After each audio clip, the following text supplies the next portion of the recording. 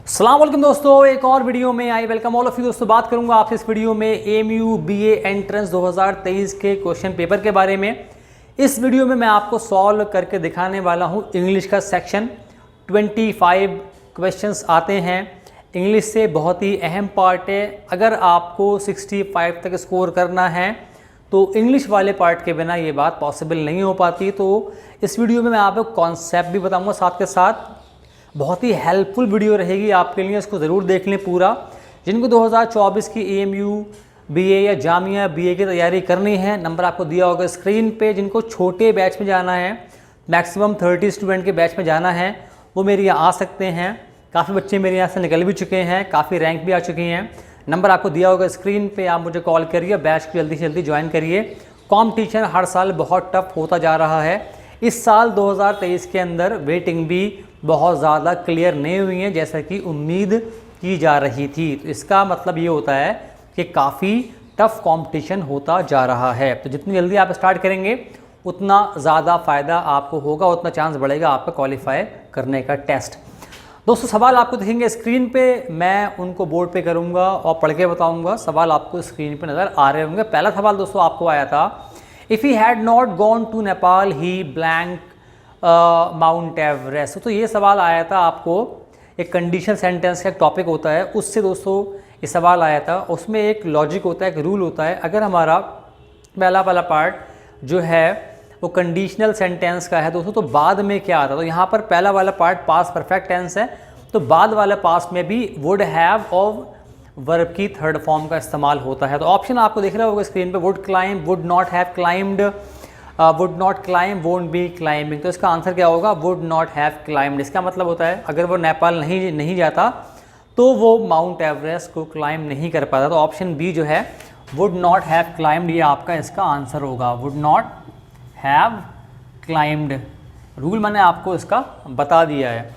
दोस्तों अगला वाला सवाल आपके लिए आया था, फिल इन द ब्लैंक है ये, I prefer tea blank milk. दोस्तों ये सवाल आपका आया था, ये प्री पोजीशन का सवाल है और कुछ फिक्स होते हैं प्री पोजीशन, उनका सवाल है। हमेशा प्रीफर के बाद क्या आता है, प्रीफर के बाद एक फिक्स प्री पोजीशन आता है, उसको बोलते हैं टू। कभी भी इसके बाद देन का इस्तेमाल नहीं होता। तो इसका आंसर क्या होगा, प्रेफर टू। जब भी प्रेफर आएगा आपको टू का इस्तेमाल करना। तो ये simple plain fixed pre position का सवाल आया था। और थर्ड सवाल आया था, ये भी आपका फिल इन द ब्लैंक है, ये भी आपका सवाल आया था प्री पोजीशन से। There is an alliance blank the 6 countries. अब दोस्तों ये सवाल जो है ना, इसमें ध्यान रहे, आमतौर पे पढ़ाया जाता है कि अगर दो के बारे में बात होती है तो बिटवीन आता है, दो से ज़्यादा के बारे में बात होती है तो अमंग आता है। लेकिन एक कॉन्सेप्ट और भी, अगर आप और बुक्स पढ़ेंगे तो जब म्यूचुअल जो है कोऑपरेशन होता है तो वहाँ पर दो से ज़्यादा के लिए भी बिटवीन का इस्तेमाल होता है। तो इसका आंसर क्या होगा, इसका आंसर अमंग नहीं होगा, इसका आंसर होगा बिटवीन। बिटवीन दी 6 कंट्रीज़ एक अलायंस है, एक म्यूचुअल कोऑपरेशन है, तो यहाँ पर अमंग नहीं आएगा। क्या आएगा, option D will be the correct answer, between सही आंसर इसका होगा। सो 4 सवाल आपको आया था यहाँ पर। सो ये भी आपका सवाल जो है, ये सवाल आपको आया था, सवाल था ये कंजंक्शन से। कुछ फिक्स कंजंक्शन दोस्तों होते हैं, उस टाइप का सवाल था ये। ब्लैंक है आपका पहले, उसके बाद था आपका is he foolish but also obstinate. तो अब अगर आपने सही से पढ़ा होगा इसको, सही से अगर आप आएंगे तो पढ़ेंगे। मैंने सारा पढ़ाया था अपने बैच में, ये बच्चों की रैंक भी निकली थी। दोस्तों इसमें एक वो होता है condition, not only but also, है ना, नॉट ओनली बट ऑल्सो, ये हमेशा पेयर में इस्तेमाल होते हैं, ये हमेशा पेयर में इस्तेमाल होते हैं। तो यहाँ आगे बट आ रहा है ना, बट ऑल्सो आगे आपको दिया हुआ सवाल दिख रहा होगा आपको, तो पहले क्या आएगा, नॉट ओनली। इसका मतलब हुआ ना केवल वो मतलब बुद्धू है बल्कि ज़िद्दी भी है। ऑब्स्टिनेट का मतलब होता है ज़िद्दी। तो not only is he foolish but also obstinate. तो इसका आंसर क्या होगा, not only, option A will be the correct answer. So next सवाल आपको आया था एंटोनिम। दोस्तों ये वाला पार्ट सबसे ज़्यादा मुश्किल पड़ता है बच्चों को। अगर आपकी वोकैब वीक है then this part will definite take a toll on your mind, क्योंकि कितने सारे सिनोनिम एंटोनिम होते हैं, यू डोंट नो, बल्कि नोबडी नोज़ कहाँ सवाल आ जाएगा। तो ये वाला इतना मुश्किल नहीं था। खैर सेलिबेसी का एंटोनिम, सेलिबेसी का मतलब होता है बैचलरहुड, अगर हम उसको बोलें। सेलिबेसी जो लोग शादी नहीं करते हैं या ब्रह्मचर्य उसको आप बोल सकते हैं कहीं, तो उसका ऑपोजिट क्या होगा? तो उसका आंसर होगा आपके लिए marriage. Option D is the right answer. तो नेक्स्ट सवाल आपको आया था वी ब्लैंक, तो ये सवाल आपको आया था मॉडल वर्ब से। We blank follow the traffic rules, आपके option should, ought to, must, shall. इस सवाल को बाद में हटा दिया गया था, लेकिन क्योंकि इसमें डाउट था, इसमें ऑट टू भी होता है और मस्ट भी हो सकता है, बल्कि मुझसे पूछो तो इसमें मस्ट होगा, ऑट टू नहीं होगा, क्योंकि मॉरल की कुछ वहाँ पर बात नहीं होती है। मस्ट का मतलब होता है थिंग विच इज़ कंपल्सरी, और ट्रैफिक रूल्स को फॉलो करना आपकी मतलब मॉरल जिम्मेदारी नहीं है, वो कंपल्सरी है। Otherwise you will meet an accident, अगर आप उसको फॉलो नहीं, तो वो मतलब मॉरल नहीं है, वो कंपल्सरी है। लेकिन इस सवाल को बाद में हटा दिया था, लेकिन अगर आप मेरे ख्याल से इसके अंदर ज़्यादा अप्रोप्रिएट जो है ना वो मस्ट है, लेकिन ऑट टू भी कई बार लगता है, तो इसलिए इस सवाल को बाद में हटा दिया गया था। सो नेक्स्ट सवाल आपको आया था I am trying to abstain blank sweets. तो ये सवाल भी आया था प्रीपोजिशन से। तो एब्सटेन फ्रॉम होता है, इसका मतलब होता है जैसे हम बोलते हैं ना हमें परहेज़ करना, तो एब्सटेन फ्रॉम स्वीट्स, तो एब्सटेन के साथ फ्रॉम आएगा, तो इसका answer option B is the right answer. So next सवाल आपको आया था, तो ये भी आपका जो सवाल आया है 8th वाला, आपको दिख रहा होगा स्क्रीन पे, ये सवाल भी आया था कंडीशनल सेंटेंस से। Blank the movie you would have enjoyed it. तो सो अगेन आप देखें जो बाद वाला पार्ट है वहाँ पर वुड हैव के साथ थर्ड फॉर्म आ रही है, तो पहले वाले पार्ट में क्या आएगा? तो इसका आंसर होगा हैड यू सीन। ध्यान रहे इफ़ यू हैड सीन और had you seen are the same thing, ठीक है, आप दोनों में से कोई भी इस्तेमाल कर सकते हैं। तो यहाँ पर इफ़ यू हैड सीन नहीं है, लेकिन हैड यू सीन है, तो ऑप्शन सी जो है वो सही आंसर होगा। अच्छा, नेक्स्ट सवाल आपको आया था the plant and vegetation of region is. ये आपका वन वर्ड आया था, किसी भी ख़ास एरिया में मिलने वाले प्लांट्स को क्या बोलते हैं? उसको बोलते हैं फ्लोरा, और किसी खास एरिया में मिलने वाले एनिमल को बोलते हैं फौना। तो ये आसान सवाल था, इसका आंसर होगा फ्लोरा। अच्छा, नेक्स्ट सवाल आपको आया था एनालॉजी सवाल आपको आया था एजुकेशन डेवलपमेंट। ये एक पेयर है आपका, एजुकेशन अगर आपके पास होगी तो आपका डेवलपमेंट होगा, है ना। अगर आप पढ़ाई लिखाई सही से करेंगे, टेस्ट पास करेंगे, आगे बढ़िया से काम करेंगे, जॉब करेंगे, तो आपका डेवलपमेंट होगा। इसका मतलब बाद वाला पहले वाले पे डिपेंड करता है। सो ऐसे ही आपके ऑप्शन आए थे मैन स्पीच, को ज़रूरी नहीं है मैन हो तभी स्पीच होगी, nutrition, health, game play, child growth. तो दोस्तों अगर देखें, अगर आपके खाने में न्यूट्रिशन होगा तो हेल्थ उसका फिर रिजल्ट तो आएगा ही आएगा। तो option B is the right answer. Next सवाल आया था आपके लिए द सिनोनिम ऑफ अनकाउथ। अब ये सब वर्ड आपको आमतौर पे नहीं मिलता देखने को, मुश्किल वर्ड था, बहुत सारे बच्चों को ये मुश्किल लगा होगा। मैं समझता हूँ 95+ स्टूडेंट को ये सवाल बहुत मुश्किल लगा होगा, बहुत ही कम का को मतलब आता होगा, तुक्का लग गया हो तो एक अलग बात है। लेकिन अनकाउथ का मतलब होता है जाहिल बोलने आप उसको ना, सैवेज या अनपॉलिश्ड, है ना। जाहिल अगर आप बिल्कुल आम भाषा में आप समझ गए होंगे, गवार से जैसे बोलते हैं, रस्टिक, है ना, तो अनपॉलिश्ड आप उसको बोलें, अनसिविलाइज्ड, तो ये सारे एक ही हैं, तो इसका आंसर होगा अनपॉलिश्ड। नेक्स्ट सवाल बच्चों आपको आता है ट्राउंस। अब ये सवाल भी जो है आपका एंटोनिम ऑफ ट्राउंस। ट्राउंस का मतलब होता है कि किसी को मतलब हरा देना, है ना। ट्राउंस का मतलब होता है किसी को हरा देना। तो इसका उल्टा क्या होगा? इसका उल्टा होता है फोरफीट। फोरफीट का मतलब होता है मतलब खुद किसी चीज़ को छोड़ देना, कहते हैं फोरफीचर, जब्त कर लेना भी उसको बोलते हैं फोरफीचर। तो इसका आंसर होगा ऑप्शन बी, ये इसका होगा एंटोनिम। फोरफीट कर लेना मतलब एक तो होता है किसी को डिफीट कर देना टोटली, और एक होता है खुद ही छोड़ देना, है ना, तो उसका होगा फोरफीट। नेक्स्ट सवाल बच्चों आपको आया था the antonym of accusation is. Accusation का मतलब होता है किसी पे इल्ज़ाम लगाना। तो इसका देखिए चार्ज का मतलब भी आप पे इल्ज़ाम लगाना होता है। स्कैंडल आपने सुना होगा, वो भी एक तरह से इल्ज़ाम वाला ही होता है। गिल्ट भी दोष होता है। तो विंडिकेशन, विंडिकेशन का मतलब होता है किसी को मतलब छोड़ देना, है ना, विंडिकेशन। तो विंडिकेशन इसका होगा एंटोनिम। नेक्स्ट सवाल बच्चों आपको आया था इमेसिएटेड। ये वाले पार्ट काफ़ी ज़्यादा मुश्किल आया था इस पेपर के अंदर, बहुत सारे बच्चों को बहुत मुश्किल लगा होगा। इमेसिएटेड का मतलब क्या होता है? अब ये वर्ड भी आम तौर पे आपको बाहर पेपर में या न्यूज़पेपर वगैरह में या इंटरनेट पे आपको देखने को नहीं मिलता है, ख़ास तौर से 12th लेवल पे। इमैसिएट दोस्तों आपके ऑप्शन थे गैरोलस, विगोरस, होस्ट, थिन। तो इमैसिएट का मतलब होता है बहुत ज़्यादा थिन, तो ऑप्शन डी जो है इसका सही आंसर है। इफ़ यू आर इमैसिएटेड, इसका मतलब है आप बहुत ज़्यादा थिन हैं, बहुत पतले हो चुके हैं। नेक्स्ट सवाल बच्चों आसान था, मिसैंथ्रोप। ये तो बहुत मुश्किल नहीं था, बहुत नॉर्मल सा वर्ड है। मिसैंथ्रोप का मतलब होता है वन हु हेट्स ह्यूमैनिटी। एक होता है मतलब फिलैंथ्रोप, जो कि ह्यूमैनिटी को लाइक करता है, बहुत ज़्यादा पैसे खर्च करता है इनके ऊपर। And the other one is misanthrope is the person who hates the humanity. तो option C is the right answer. Next सवाल बच्चों आपको आया था the meaning of august. August का महीना सुना होगा आपने, कई सारे बच्चे चौंक गए होंगे, इसका और भी कोई मीनिंग होता है ऑगस्ट का। तो ऑगस्ट का मतलब होता है डिग्निफाइड, इज्जत वाला, है ना, इज्जत वाला, इसकी बहुत रिस्पेक्ट हो तो उसको बोलेंगे हम ऑगस्ट, है ना। तो ये महीने के नाम के अलावा इसका एक मीनिंग और भी है। ऑगस्ट का मतलब रिस्पेक्टेड, तो डिग्निफाइड। बच्चों नेक्स्ट सवाल आपको आया था choose the word which best reflects the phrase given below. Someone who is extremely anxious, एक ऐसा बंदा जो बहुत ज़्यादा चिंतित है, मतलब बहुत ज़्यादा, उसको क्या बोलते हैं? आपके ऑप्शंस हैं डिस्ट्रैक्टेड, अनहैप्पी, डिस्ट्रॉट, पेन। अभी इसमें कोई कॉन्सेप्ट वाली बात नहीं है, डिस्ट्रॉट इसका आंसर होगा। डिस्ट्रॉट हम उस बंदे को बोलते हैं जो बहुत ज़्यादा एक्सट्रीमली एंशियस होता है, बहुत ज़्यादा चिंतित, मतलब डिप्रेशन में जाने के लिए बिल्कुल तैयार बैठा है, तो उसको बोलते हैं हम डिस्ट्रॉट। ये वर्ड भी मुश्किल था, कई बच्चे गलती कर गए होंगे इसके अंदर।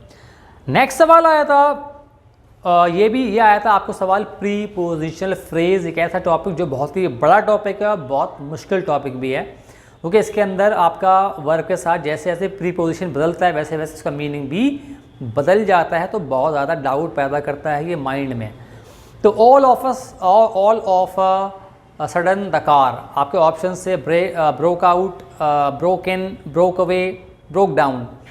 तो देखिए ब्रोक आउट का मतलब होता है एकदम कुछ चीज़ फैल जाना, एकदम ऐसे कहते हैं द फायर ब्रोक आउट, आग लग जाना, तो उसका मतलब होता है। ब्रोक इन का मतलब होता है किसी के घर में ज़बरदस्ती घुस जाना। ब्रोक अवे का मतलब होता है टूट के दूर चले जाना।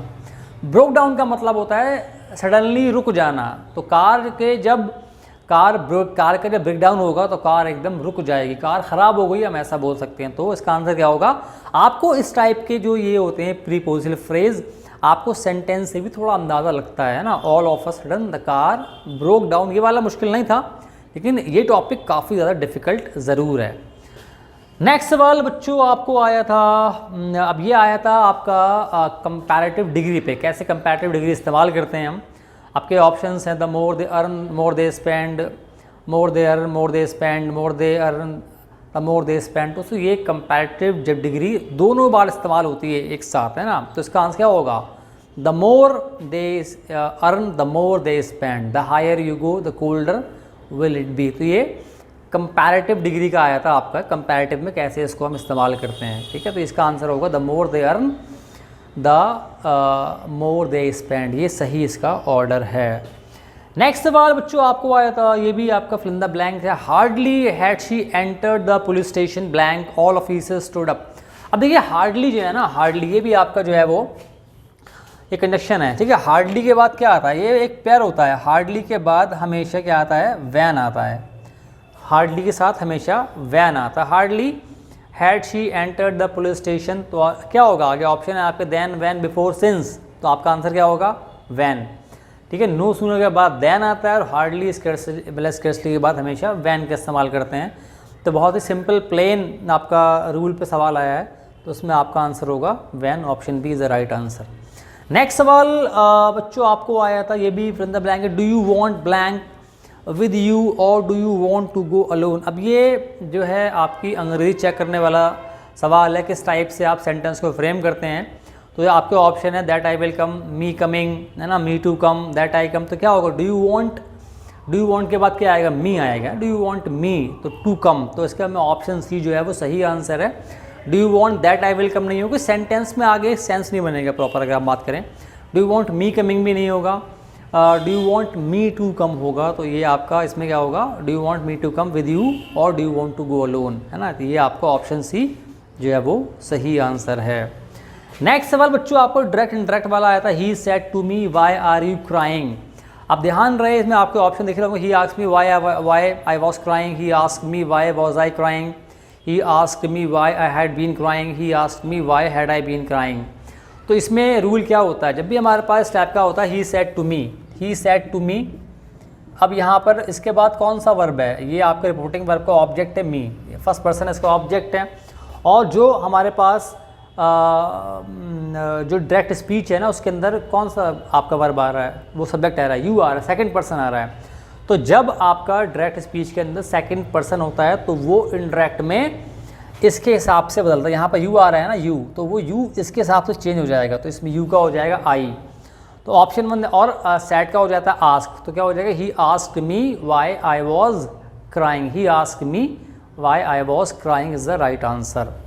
नेक्स्ट सवाल बच्चों आपको आया था, बताना था किस पार्ट में एरर है। ये वाले भी सवाल काफ़ी मुश्किल होते हैं क्योंकि इसमें एरर का फाइंड आउट करना बड़ा मुश्किल होता है, ठीक है। अगर आपके लॉजिक, आपके रूल्स बहुत ज़्यादा क्लियर नहीं है, then it will be an impossible task for you to locate the error in the given sentence, अगर आपके कॉन्सेप्ट बहुत अच्छे से नहीं आपको आते हैं। Hardly a day passes without a new still camera model making its appearance in the international market। अब ये जो है इसमें किसी भी पार्ट में एरर नहीं है, लेकिन इसमें बहुत ही कॉमन एरर एक ये हो सकता है कि एट द इंटरनेशनल मार्केट भी हो सकता है, लेकिन यहाँ पर इसमें कोई भी एरर नहीं है, सेंटेंस एकदम जो है परफेक्ट है, तो इसमें option D is the right answer. 24वां सवाल था 24, आपको 4 वो दिए हुए हैं वर्ड्स, मतलब 4 फ्रेज दिए हुए हैं, उससे आपको एक सेंटेंस बनाना है। पहला है पी जो है उसमें लिखा हुआ उसके में आगे किया है इंक्रीज सो मच, क्यू में लिखा हुआ है आपको difficult to make both and meet, उसके बाद आर में लिखा है दैट ही फाइंड्स इट, और एस में लिखा हुआ है the cost of living has. अब आपको इसको अरेंज करना है एक सेंटेंस में, जम्बल्ड वर्ड है, तो सेंटेंस कैसे बनेगा, द कॉस्ट ऑफ लिविंग। अब यहाँ भी अगर आप को अच्छे से रूल्स आते होंगे इंग्लिश के, only then can you put these phrases into a logical sentence, है ना, करेक्ट ऑर्डर ऑफ, ये करेक्ट ऑर्डर अगर हम बात करें तो उसको करेक्ट ऑर्डर में आप डाल सकते हैं। तो द कॉस्ट ऑफ लिविंग पहला क्या आएगा, एस आएगा, हैज़ इंक्रीज सो मच, है ना, तो फिर क्या आएगा, एस के बाद पी आएगा, दैट ही फाइंड्स, उसके बाद आर आएगा, that he finds it difficult to make both and meet. तो आपके क्या होगा, पहला आपको आएगा एस, फिर आपको आएगा क्यू, फिर आपको आएगा आर, फिर आपको आएगा क्यू। तो अगर आप इसको इस ऑर्डर में डालेंगे तो आपका एक सेंटेंस बन जाएगा। लास्ट सवाल था 25, ये सवाल भी आपको आया था प्रीपोजिशन का। प्रीपोजिशन बहुत ही अहम टॉपिक है, 4-5 सवाल आपको मिलते हैं, 4 तो मिल ही जाते हैं आमतौर पे। The opposite forces went on fighting blank the night. अब रात भर इस टाइप के सेंस में इस्तेमाल करते हैं, तो अगर हम इस्तेमाल करेंगे तो क्या आएगा, थ्रू आता है। थ्रू का मतलब होता है एक टाइम पीरियड तक कोई काम लगा, मतलब कॉन्टिन्यूसली होता रहा, वो होता है थ्रू। तो इसका आंसर क्या होगा, the opposite forces went on fighting through the night. Option तो आपके बाय टिल थ्रू इन, तो इसमें आपका आंसर क्या होगा, थ्रू। तो ये 25 क्वेश्चंस मैंने आपको बताए, लॉजिक भी बताया, इसके अंदर कॉन्सेप्ट भी आपको मैंने बताया, जो लगे थे, किस किस टॉपिक के सवाल आपको आए, ये भी मैंने बताया आपको। वीडियो काफ़ी हेल्पफुल रही होगी, आपको बहुत कुछ सीखने को मिला होगा। अगर आपको मिला सीखने को तो सब्सक्राइब भी आप कर लीजिए। कोचिंग जितनी जल्दी ज्वाइन करेंगे उतना ज़्यादा फ़ायदा आपको होगा, because competition has grown so fierce that if you do not start preparing at the right time, it will be very difficult for you to get into EMU in the year 2024। तो start करिए आप जल्दी, ताकि आपका chance बढ़ जाए qualify करने का। मिलूंगा आपसे अगली वीडियो में, खुदा हाफिज़।